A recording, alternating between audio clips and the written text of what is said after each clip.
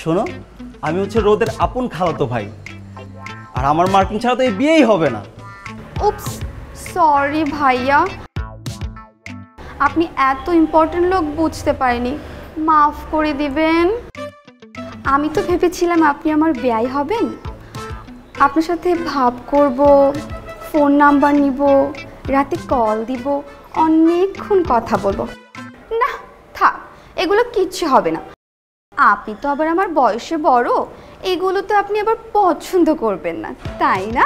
আরে কোনো সমস্যা নেই, একটা নাম্বারই তো, নাম্বারটা নাও না তুমি।